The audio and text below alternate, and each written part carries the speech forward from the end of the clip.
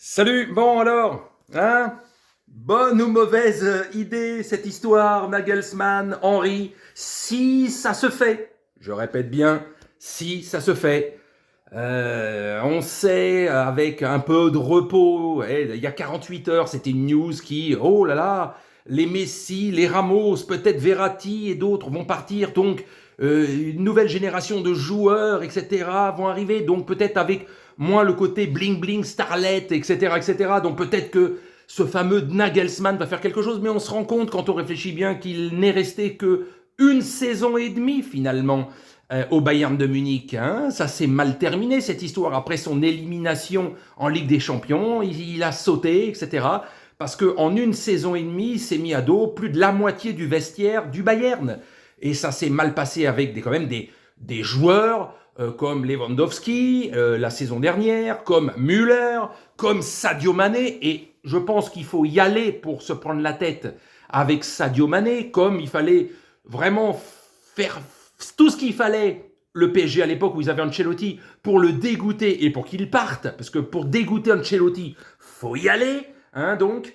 Et donc, cette histoire de est-ce que c'est une bonne idée, Nagelsmann, vu que les Jürgen Klopp, les Guardiola et probablement Zidane, sauf un énième retournement de situation incroyable, ne viendra pas, on prend ce qui reste et ce qu'il y a de peut-être de meilleur dans ce qui reste. Et comme Nagelsmann, apparemment, a un boulard assez important, un ego assez important, malgré qu'il ait moins de 40 ans, il a 36-37 ans, donc il n'a pas une expérience non plus de monstre dans les grands clubs. Et son premier grand club, le Bayern, ça s'est mal fini, puisque ça a duré, je le répète, une saison et demie. Si tu lui mets en plus, si ça arrive dans les pattes Thierry Henry, qu'est-ce que va faire la presse ou des trucs comme ça, ou nous-mêmes nous, on va parler autant, voire plus, de ce que fait Thierry Henry que Nagelsmann. Et quand tu as un boulard, au bout d'un moment, tu dis allez vous faire foutre. Et donc, comme depuis 10 ans à Paris, les entraîneurs sont seuls, ils ne sont pas défendus par leur président, par leur directeur sportif, parce qu'il y a toujours eu des conflits, etc., etc. Tous les entraîneurs depuis 10 ans partent en dépression avec Paris. Donc Nagelsmann, tu as un gros boulard et ça a duré qu'un an et demi avec le Bayern. Le vestiaire de Paris, il n'est pas 10 fois plus simple à gérer, au contraire.